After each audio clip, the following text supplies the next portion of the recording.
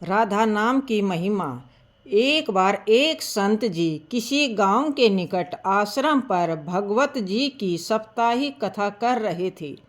तीसरे दिन के वृत्तांत में वह कथा करते हुए बताने लगे, अनेक प्रकार के लोग जो पाप कर्म करते हैं उन्हें अनेक प्रकार के नरकों में जाना पड़ता है, लेकिन एक उपाय है जिसके द्वारा नरकों में जाने से बचा जा सकता है। कोई एक बार सच्चे हृदय से राधा नाम पुकार ले तो वह नरक में नहीं जाता है। एक सेठ जी जो रोज आकर सत्संग सुना करते थे, सत्संग समाप्ति के पश्चात वह संत जी के चरणों में आकर बड़े जोर से रोने लगे। संत जी ने कहा, अरे सेठ जी, क्यों रोते हो? तुम्हारा मन उदास क्यों है? सेठ जी रोते हुए कहने लगे, भगवान, आपकी कृपा से मुझे सब कुछ प्राप्त है, मेरे मन में एक बड़ी चिंता सताती है। संत जी कहने लगे, कहिए कौन सी चिंता है? सेठ जी कहने लगे, आज आपने भगवत कथा में नरकों का वर्णन किया और वर्णन करते हुए बताया कि जीवों को अनेक पापों से नरक की प्राप्ति होती है, लेकिन एक उपाय है जिसके द्वारा नरकों में जाने से बचा जा सकता है। प्रभु, आपकी शरण में हूँ, रोज सत्संग सुनने आता हूँ, मेरे मन में एक विश्वास है, आप संतों की कृपा से, भगवत की कृपा से मेरा उद्धार हो जाएगा। लेकिन मेरा एक छोटा भाई है जिसकी उम्र 50 साल है। वह ना तो सत्संग में जाता है, ना ही परमात्मा में विश्वास करता है और ना ही प्रभु का नाम सुमरण करता है। उसका उद्धार किस प्रकार होगा? मुझे उसकी बड़ी चिंता सताती है। मैं उसे बहुत बार समझाने का प्रयास भी करता हूँ।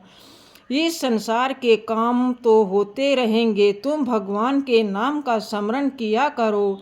तब वह कहता है, ऐसा करने से कुछ नहीं होता, तुम भी मत किया करो। मैं जितना आस्तिक हूँ प्रभु के प्रति, जितनी मेरी आस्था है, वह उतना ही कट्टर और अनस्वरवादी है। तब संत जी ने कहा, क्यों चिंता करते हो? एक दिन उसका भी उद्धार हो जाएगा। सेठ जी रोते हुए कहने लगे, हे भगवान, उसका उद्धार कब होगा?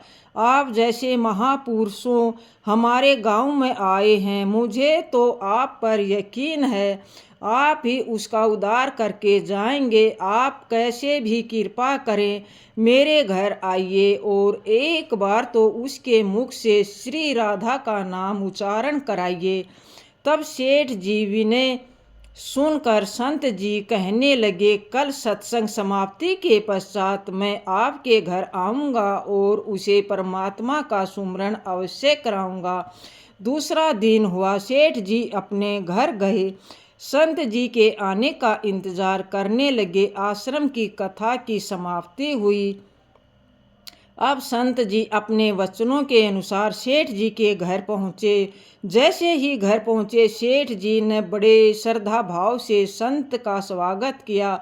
उन्होंने अपने भाई को बुलाकर कहा, संत जी आज हमारे घर पधारे हैं, उसका दर्शन कर लो। उधर अंदर से बैठे बैठे कहने लगा, मुझे ना किसी संत से मिलना है और ना ही भगवान से मिलने की इच्छा है।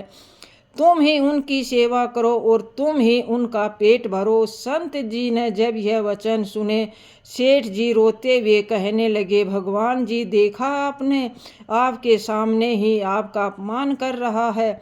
संत जी कहने लगे, सेठ जी, ख्याल ना कीजिए, सब कुछ अच्छा होगा। अब सेठ को दिलासा देते हुए संत जी पलंग से उतरे और उसके भाई के कक्ष में आ गए और उनके कंधों पर हाथ रखकर कहने लगे, और बताओ, आज तक कितना कमाया? वह संत जी को इस प्रकार अपने नज़दीक देखकर कहने लगा, अपना हाथ मेरे कंधे से हटाओ। मैं ना संतों को मानता हूँ ना भगवान को मानता हूँ। लोग जितने आस्तिक होते हैं मैं उतना ही कट्टर नास्तिक हूँ। मैं भगवान को नहीं मानने वाला हूँ। आप मेरे नज़दीक क्यों आए हैं? संत जी कहने लगे, मैं तो अपना काम करने आया हूँ। संतों का काम होता है लोगों का उद्धार करना। आज तुम्हारे उद्धार का कार्य मिला है तो अवश्य करके ही जाऊंगा। वह सेठ का भाई भी बड़ा कट्टर था। वह कहने लगा, आपको किसी का भी उद्धार करना है कर लीजिए, पर मेरा उद्धार आपसे नहीं कर सकते। मैं कुछ भी नहीं करने वाला हूँ। सेठ के भाई को देखकर संत जी मुस्कुरा कर कहने लगे, एक बार राधे राधे बोल दो। वह सेठ जी का भाई कहने लगा, मैं कुछ नहीं बोलूँगा। संत जी ने फिर कहा, राधे राधे बोल दो। वह कहने लगा, नहीं बोलूँगा। फिर संत जी ने कहा, राधे राधे बोल। वह कहने लगा, मैंने कहा ना मैं नहीं बोलूँगा। तब सेठ संत जी पुण्य सेठ जी के पास आए और कहने लगे, आप अपने ऊपर यह जिम्मा सौंपो। अब मैं जैसा करूं आप बीच में नहीं आना। आप सारे परिवार वाले बाहर बैठ जाओ। एक भी परिवार वाला इस कक्ष में नहीं आएगा। इस प्रकार सेठ जी अपने परिवार सहित बाहर आकर बैठ गए। अब कक्ष में सिर्फ संत जी और सेठ जी का भाई था। अरे भैया, एक बार राधे राधे बोल दो। वह कहने लगा, मैंने आपसे मना किया ना, मैं नहीं कहता हूँ। ना भगवान को मानता हूँ ना भगवान की बातें मानता हूँ। मैं कट्टर नास्तिक हूँ। संत जी पुनः उसे प्रेम से हंसते हुए कहने लगे, जितने तुम कट्टर नास्तिक हो मैं उतना ही आस्तिक हूँ। मैंने अगर निश्चय कर लिया है तुम्हारे मुख से राधा नाम सुनकर जाऊंगा, और पक्का समझ लेना कि तुम्हारे मुख से राधा का नाम निकलेगा ही। वह कहने लगा, आप कितना भी प्रयास कर लो मैं एक बार भी नाम नहीं लेने वाला हूँ। अब संत महापुरुष होते तो बड़े दयालु हैं, पर लीला मात्र उन्होंने क्या किया, उस सेठ के भाई का हाथ पकड़ा और हाथ पकड़कर जोर से घुमाने लगे। अब वह सेठ ठहरा 50 साल का, वृद्ध अवस्था थी। संत भी वृद्ध थे, पर संतों के अंदर भक्ति का तेज होता है। उन्होंने जोर से उसके भाई का हाथ घुमाकर मरोड़ दिया। हाथ घुमाकर संत जी फिर कहने लगे, कहो राधे राधे। अब संत जी ने जोर से हाथ घुमाकर सेठ के भाई को जमीन पर पटक दिया और खुद उसके पेट पर चढ़कर बैठ गए। और संत जी फिर कहने लगे, बोलो राधे राधे। वह फिर कहने लगा, नहीं कहूँगा। अब तो संत जी ने उसके दोनों हाथ पकड़ उसके पैरों को बांध दिया और कहने लगे, कहो राधे राधे। अब ऐसी अवस्था में वह सोचने लगा, लगता है यह संत तो मुझे मार ही देंगे। तब उसने बिना इच्छा के एक बार ऐसे ही कह दिया, राधे राधे। जैसे ही उसने राधे राधे कहा, संत जी ने उसके हाथ पैर खोल दिए। उसके बंधनों को छोड़कर बाहर आकर कहने लगे, सेठ जी आपका कल्याण हो गया, आपके भाई का भी कल्याण हो गया। सेठ जी कहने लगे, अंदर से बहुत तेज आवाजें आ रही थी। संत जी कहने लगे, आपने काम ही ऐसा दिया था। 6 महीने बाद उसके भाई की मृत्यु हो जाती है। आत्मा शरीर से अलग हो जाती है। वह आत्मा ही ऊपर यमराज के पास जाकर सारे हिसाब किताब देती है। अब इस व्यक्ति का हिसाब किताब खोला गया। यमराज ने चित्रगुप्त से कहा, जो आज इंसान हमारे पास लाया गया है इसका हिसाब क्या है? चित्रगुप्त कर्मों का हिसाब देखकर बताने लगे, हे भगवान, इसने अपने जीवन में कभी परमात्मा का नाम सुमरन नहीं किया है, सदा पाप ही पाप किए हैं। इसे तो सीधे नरक भेज दिया जाए। अब यमराज के आदेश अनुसार जैसे ही नरक भेजा जा रहा था तभी चित्रगुप्त ने कहा, भगवान एक बात और है। यमराज जी ने कहा, कौन सी बात? चित्रगुप्त ने कहा, भगवान एक बार संतों के कहने पर इसने राधा नाम का उच्चारण किया था। एक बार राधा नाम का उच्चारण यमराज के दूतों से कहा, थोड़ी देर रुक जाइए, इसका हिसाब किया जाएगा, इसके बाद ही नरक भेजा जाएगा। यमराज ने पुनः चित्रगुप्त से कहा, जल्दी से इसका हिसाब देखो और कहीं इसने परमात्मा का नाम उच्चारण तो नहीं किया है। चित्रगुप्त ने फिर पुण्य सारा हिसाब देखा और देखकर कहने लगे, भगवान इसने एक बार जो उच्चारण किया है वह संतों के भय से किया था, दिल से भी नहीं किया था। एक बार राधा नाम का उच्चारण किया है, जीवन पाप में अब क्या किया जाए?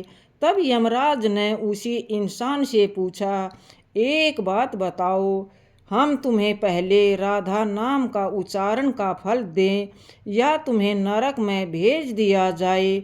वह भक्त हाथ जोड़कर कहने लगा, भगवान नरक में तो जाना ही है, इससे अच्छा है आप मुझे एक बार राधा नाम उच्चारण का फल दें दो, फिर मुझे जहाँ चाहो भेज देना। अभी यमराज जी अपनी पुस्तक खोल कर देखने लगे कि एक बार राधा नाम उच्चारण का फल क्या है।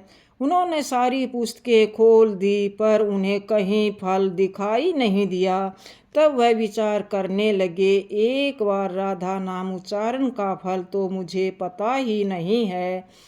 तब वह अपनी शंका के निवारण के लिए उस भक्त को अपने साथ लेकर स्वर्ग में आ गए।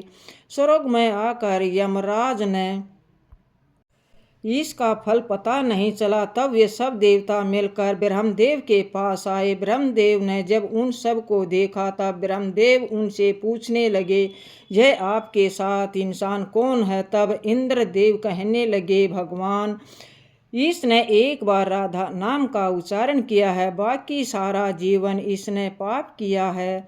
हमें तो पता नहीं राधा नाम उच्चारण का फल क्या है, इसलिए हम आपके पास लाए हैं। तब ब्रह्मा जी ने भी बड़ा प्रयास किया, राधा नाम उच्चारण का फल क्या है? ब्रह्मदेव कहने लगे, हम सब मिलकर इन्हें अपने साथ लेकर भगवान शंकर के पास चलते हैं। तब वह भगवान शंकर जी के पास पहुँचे। भगवान शंकर जी से प्रार्थना कर कहने लगे, हे महादेव, इस इंसान ने। तब शंकर जी कहने लगे, अब हमें भगवान श्री कृष्ण के पास चलना पड़ेगा, क्योंकि वही राधा तत्व को जानते हैं। ऐसा सोच विचार कर देवी देवता भगवान शंकर के साथ मिलकर उस इंसान की आत्मा को लेकर भगवान श्री कृष्ण के गोलोक धाम पहुँचे। गोलोक धाम में भगवान श्री कृष्ण राधा जी के साथ अपने आसन पर विराजमान थे। भगवान श्री कृष्ण ने सब देवी देवताओं का सम्मान किया और उनसे पूछा, आज अचानक से आने का कारण क्या है? तब भगवान शंकर हाथ जोड़कर कहने लगे, हे भगवान, इस इंसान से धरती से लाया गया है। इसने अपने जीवन में अनेक पाप किए हैं, पर एक बार राधा नाम का उच्चारण किया था। यमराज जी पता न कर सके कि एक बार राधा नाम उच्चारण का फल क्या है। तब वह इसकी जानकारी लेने के लिए साथ इंद्र जी के पास स्वर्ग आए थे। फिर स्वर्ग से होते हुए ब्रह्मलोक आए, फिर ब्रह्मलोक से होते हुए मेरे पास पहुँचे। अब इन सब को अपने साथ लेकर आपके पास लेकर आया हूँ। आप बताइए, एक बार राधा नाम उच्चारण का क्या फल हो सकता है?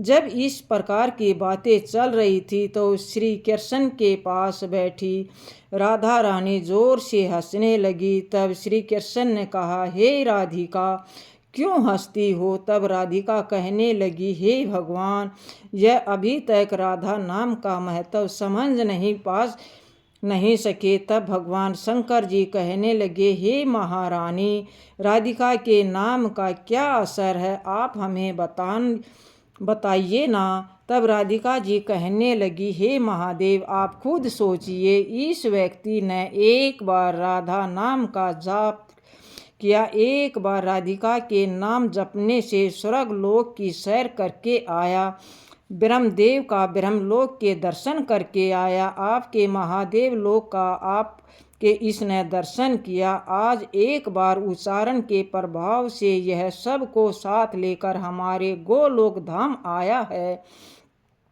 मेरे दर्शन और श्री कृष्ण की पूजा कर रहा है। इससे अधिक राधा नाम का और फल क्या हो सकता है। जब राधिका जी ने इस प्रकार एक बार राधा नाम का पूरा महत्व बताया तो यमराज कहने लगे, यह तो बड़ा अनंत फल है। जो व्यक्ति नरकों में जाने वाला था वह एक बार उच्चारण से सब लोकों की यात्रा कर भगवान श्री कृष्ण और राधा रानी के चरणों में उपस्थित हो गया है।